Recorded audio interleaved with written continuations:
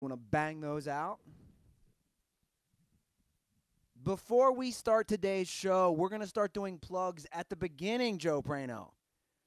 We have come to the conclusion dirtballs do not listen to the end of the show, usually post dirtball calls. And this isn't even really about us getting our plugs in. It's just about people not asking questions that we've already answered a million times. I don't know why you guys tap out before the end of the show and then or go like, how do we come see a live podcast? Where Prano, you didn't tell me you were coming to Alaska. What the fuck? I'm like, I've said it on the end of every show for 2 months. So let's just get it out now. I can't believe you're gonna be in Palm Springs. Well, you should listen to the show. Yeah. And where can they see you live? I'll be in Palm Springs next weekend at the Fantasy Springs Casino in Indio, I believe it is. I'm featuring all weekend for Alan Havey, who's hilarious. You might know him from Billions. I'll be there one show Friday, 2 shows Saturday, and then I've got a couple shows in L.A. between then and the end of the month. So go to joeprano.com and find those. And then I'll be in Alaska the first week of April for the Alaska Before You Die Comedy Festival. I will be in Anchorage, and I'm going to drive around, too, and see some other stuff. So if you have any Alaska suggestions, if you live in Alaska, come there. And then just, I don't know, follow me on Instagram at Joe Prano, Fix Your Life on Twitter. Rate, review, subscribe to all our stuff. Yeah, and next week we will also be in Arizona for spring training. Yep. We have an update on the games we're going to. I have it right here. Padres versus Angels Wednesday night. Me, you, and at Andy. Diablo Stadium, the Angels' home park. In Tempe. Me, you, and Andy Lazarus.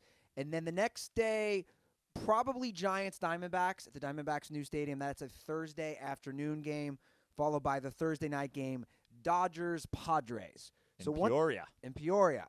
So if you want to meet us in Arizona, we'll be out and about, obviously, besides going to the games. Slide into our DMs at The Dirty Sports on Instagram or Twitter, or myself at Andy Ruther, or Joe Prano at Fix Your Life, or at Joe Prano. All right, that was simple. We did it. We banged out. Oh, real quick, people have asked recently about seeing us live in the Smut Studio. I actually had a couple DMs today. Guys, Joe has made this clear. Yep. A crisp $100 bill gets you in the Smut Studio. A price tag stolen from my boy Turtle from the North Shore that we had do some acting on a Kusa comedy production. I said to him, I said, how do we get it? He goes, man, I'll do just about anything for a crisp $100 bill. John Philbin, a.k.a. Turtle, and I've stolen it. A crisp $100 bill goes a long way. Cash money. Straight cash, homie. Perfect. All right, so is that the plugs? We good?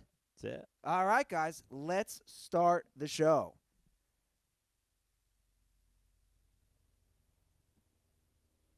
Helicopters, they're coming for us.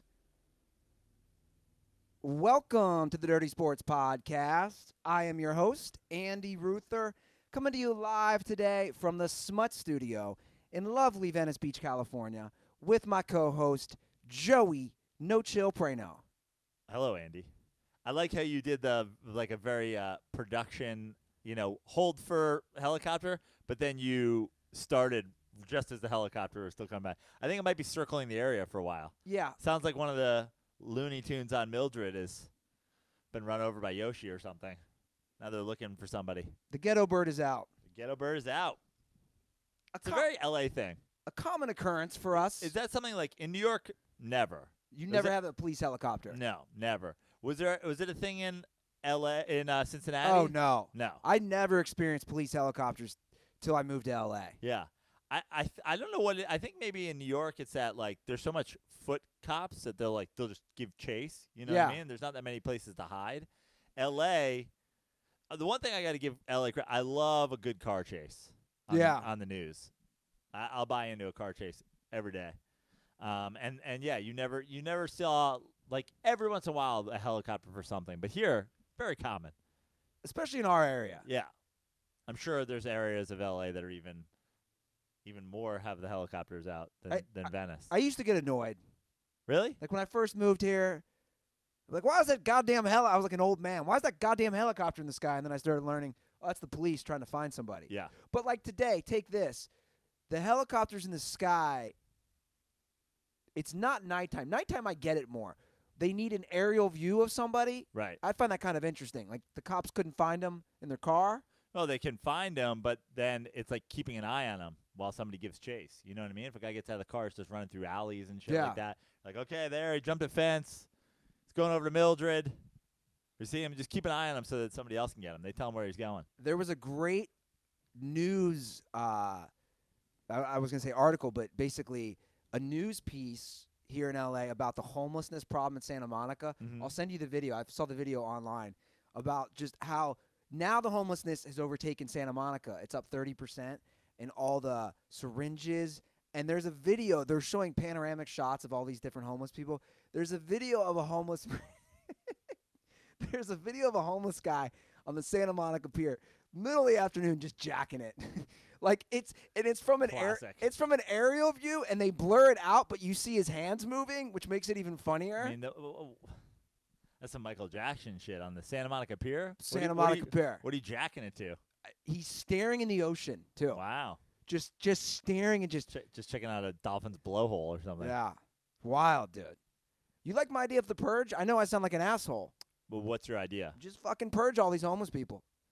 No, I don't like your idea of the purge. I'm an asshole. I mean, honestly, my thing is, if I was gonna purge people, and I had to select a group, I'm not sure that like the homeless are the ones I'm gonna start with. Yeah. You know what I mean? There's a lot of shitty groups. Look, the homeless problem here is ridiculous, and it's mostly that they don't want fucking help, but also, yeah, it's a layered issue. We got to do something about it, though. Not to change the subject, I'm looking in the comment section. Yeah. So we started I'm trying something out, and I don't know if it's working, called Super Chat. Okay. Where you can donate to us during the show. Okay. And I believe we got to give a shout out to Fat Jason Kidd. I believe he's donating $19.99 to. It's what it says.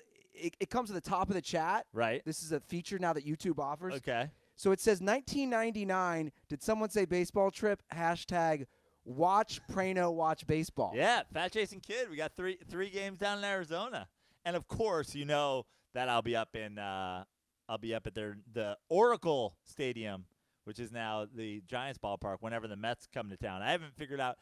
I think they might be up there in like August this year or something like that. But you know, I'll always be there for Fat Jason Kidd to watch Prano watch baseball. But if you can get to Arizona. 3 games, you know where to find us. Fat Jason Kidd. We'll be sitting on. I can tell you one thing. I bought the tickets to the. I think I bought tickets to the Padres game on Thursday night. We're sitting down the short left field line, like row E or something like that. By the way, I don't know how this works. Do I have to accept his donation? I don't know. Is there an accept button? No, I tried to set this up. Well, there you go. Or I don't know if he just donates it and it goes into. So what? And so if somebody donates, then they jump to the top of the chat. Yeah, that's how it works. Cool. Good little way to make a few more bucks, right? Yeah, sure. Dustin, always. Yeah. We announced that at the beginning of the show, so let's hope people listen to our plugs, which now are going to be at the beginning of the show. You never know with dirtballs; they get confused easily. Yeah. Do we want to discuss? They're like caveman lawyers. I'm just a caveman lawyer. I don't understand plugs. Well, you just mentioned baseball. Do we want to discuss? Because we did. I want you to discuss whatever you fancy, Andy. I'll just come along for the ride. Well, we already talked. I can't see the rundown, so it's fine. We already talked about Jessica Mendoza yesterday on the Dirty Slides podcast. Dirty Slides, which you sat in on as our super producer. I appreciate the title, super producer. Yeah, did you see that in the? I saw that. Yeah, super producer Andy Ruther. You did a great job. Thank you're you. Looking up stats. You're like, I'm just gonna be over here thusting. Meanwhile, you're like pulling up stats for us. You're everything we ever wanted in an intern. You know what's funny? I enjoy that role too. Yeah. I enjoy just chiming in, letting you and Laz, you guys are the baseball experts. You guys. I feel like you. It was like a return to your Lance Bass days. You're Yeah, sitting yeah, there yeah. on the computer. That's what it was. Yeah. I'd chime in here and there. Did a fantastic job. Thank you. Yeah, we talked about Jessica Mendoza. I'll give you the Cliff's notes again, if you will. But she has 0 baseball experience, and she's a softball player. And it was a PR stunt. Yeah. Essentially, it doesn't even have any value past 2 days ago's press release. Like the Mets hired her. Like, oh, good for the Mets. But I want you to repeat what you said on yesterday's show. And if you haven't listened to it, go to Dirty Slides and, of course, download it. But you made a great point of... And I was really angry. If you wanted the Prano rant, if you wanted the angry Prano Mendoza rant that a lot of people have been hoping for, sounds like you're tuning into Dirty Slides this week. You made a great point and said this. The Mets are not selling more tickets. Right. Like the idea that it's because they hired her. The idea that this is like not only a PR stunt that's going to like, look at the Mets. So progressive. They're hiring a woman. That doesn't even translate, like I said, into them selling tickets to women.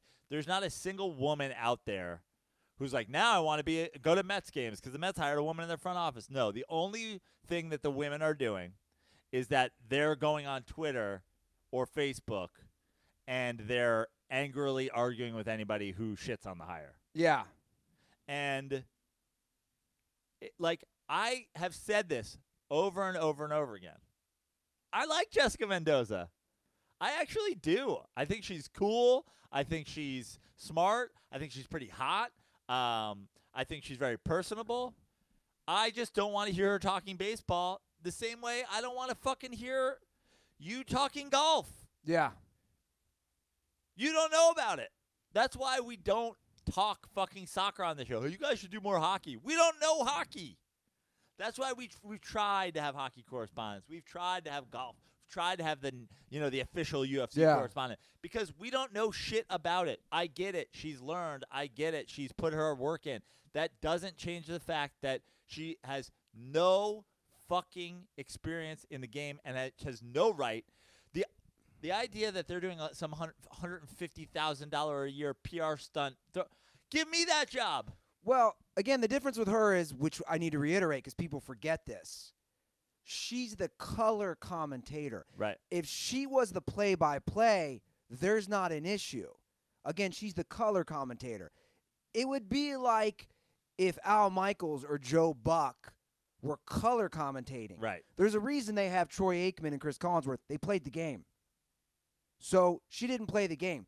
In fact, she is the only analyst, to my knowledge, that is an analyst of any sport who didn't play the game. Yeah, I think the only other thing that's like close, and honestly, this is how fucking absurd it is. It's like that Brad Doherty does NASCAR. Yeah. You know what I mean? Like that is the equivalent. Yeah. Like why? Like he owns fucking. It's like okay, but she doesn't have baseball experience, and the idea that my team has hired somebody in a talent evaluation capacity that has no baseball experience is offensive to me because I've said this before and I'll say it again. It's not sexist to say Jessica Mendoza has no baseball experience. It's a fact. What's sexist is hiring somebody for that job that has no baseball experience because they're a woman. That's sexist. Yeah. Her hiring is sexist. Not people that say her hiring is wrong. Those people are correct. Yeah. Well, again, to counteract the quote-unquote woke people, I always say this, and they don't know what to say. You say, okay, take Jessica Mendoza, for example. We should never judge someone. Any sane person would agree. You should never judge someone based on race, sexual orientation, religion, etc., right? Right. You should never judge someone that way. But that's exactly what we're doing. So it's 100% fucking, you're basically a hypocrite because when you do that, when you judge someone that way, you're doing exactly what you don't want people to do. Now, let's say if you know what it is? You know what it reminds me of? You know the commercial? It's a pretty good commercial where it's like the guy who's the tattoo artist. He's like, I'm one of the tattoo artists in the city. And he's like, give me one of the best, right? He's like, no. It's like that when the doctor walks in and she's like, how is he? It's like, okay. Oh, he's not great. You know what I mean? Like, imagine it's a fucking Holiday Inn Express commercial. Imagine your doctor walking in and being like, all right, I feel like the surgery is going to go great. How many times have you done the surgery? Well, never, but I watch a lot of surgery. But I stayed at a Holiday Inn Express last night. Like, you've never done surgery? You're not my surgeon. Yeah. You're fired. You're fired. You're not my surgeon anymore. Well, again. And there are people, I know baseball is a dying game or whatever. There are people who played the game, who've coached in the game. I've coached the game. I coached the game for fucking 10 years.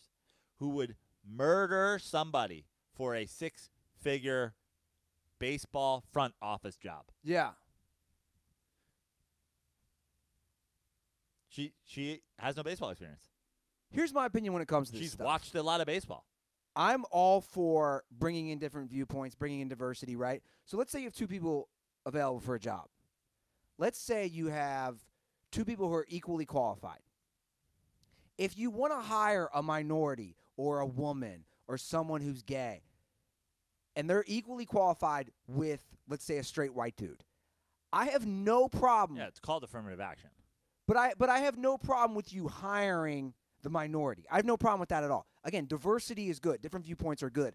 But what I have a problem with is when somebody gets hired just, because of their race or their gender, which, once again, you're judging it by those things, not the actual qualifications. And to me, this is the problem we have in America right now. Well, it's it goes back to an old baseball cliche that they say, tie goes to the runner. That's not true. A tie doesn't go to the runner. There is no such thing as a tie. When you break it down to the 1/1000th of a second, something happened first, and the umpire's job is to determine which happened first. Now, when in doubt, if his human eye can't tell, do you lean toward the runner? I don't know. Who knows what's going on in any given baseball game? We've certainly seen guys make fucking wrong calls the other way. It's the same thing when you're talking about what does that even mean if 2 people are qualified? Like, you're telling me 2 fucking lawyers go into a law firm, they both have the exact same fucking, No. LSAT score. They have the exact same experience. Like, I see your point. My point is there is no tie. There's no Okay. such thing. In life, there's no such thing as the exact. But here's the one thing that's for sure. Jessica Mendoza ain't tied with it. The Mets are not hiring anybody else in history to be a talent evaluator that has never Evaluated talent. held a baseball on a fucking in a baseball game or evaluated talent at any level. Yeah. And of course it's my team. And fucking and Tebow's gonna start in left field. Well, look. This is how we got here. The irony is, If Mendoza wants to cut her teeth, she should go. That guy was a shitty quarterback. What the fuck is he doing here? Then I'd be like, okay, at least we're on the fucking same page here. sure. They're in fucking PR Stuntville. It's gross. By the way, my sports allegiances are my whole sports fandom is on fire right now. It's like I can't win anything. Porzingis is gone. Fucking Mendoza. The Mets are refusing to fucking sign any players because Bernie Madoff stole fucking. They made money off of Madoff. The fucking Giants refused to fucking. It's. Well, I got something that'll cheer you up as an unabashed LeBron James fan, and everybody should be if you like basketball, for the record. Yeah. He is now past Michael Jordan and is solely in 4th place all-time most points scored in NBA history. Yeah. It's my goat. I'm gonna do my best because people have we'll see if we're back. Put in the comments if you're starting to see us live again.